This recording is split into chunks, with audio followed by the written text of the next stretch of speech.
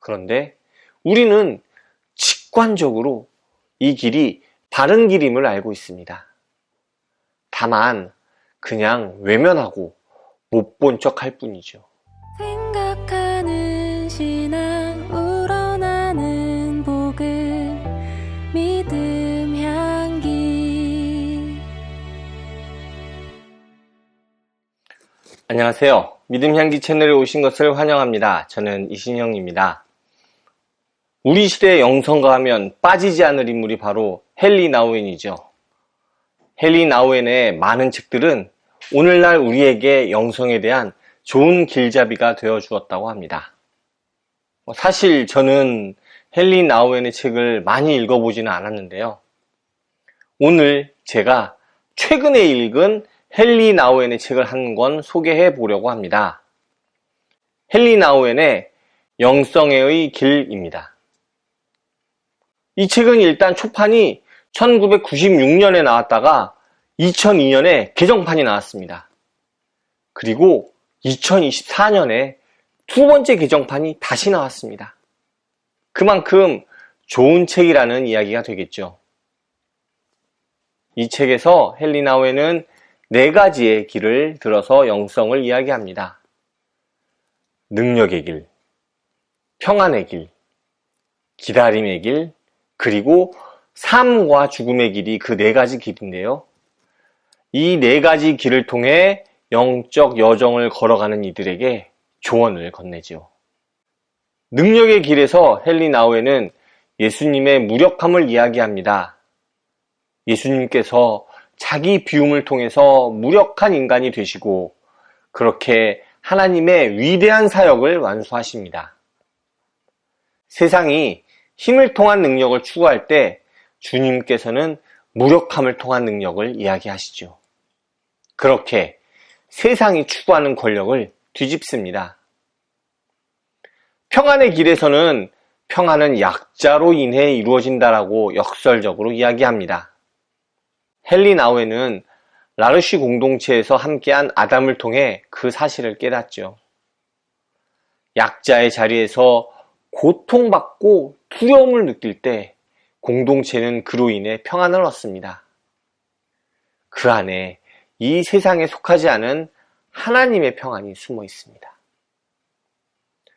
우리는 기다리기보다 적극적으로 찾고 노력하라는 이야기를 더 많이 듣는 세상에서 살고 있습니다. 그런데 헨리 나우엔은 기다림의 길을 이야기합니다. 그런데 그 기다림은 그냥 멍하니 기다리는 것이 아니라 능동적인 기다림입니다. 기도를 통해 하나님의 응답을 기다려야 합니다. 하나님께서 우리를 참고 기다려 주심과 같이 우리도 참고 기다려야 합니다.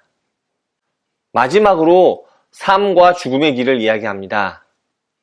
우리가 하나님의 사랑 가운데서 죽음을 맞이할 때 우리는 공동체 가운데서 함께합니다. 우리의 죽음을 하나님께서 사용하셔서 공동체를 풍성하게 하십니다. 우리의 삶의 열매는 공동체 안에서 맺지요.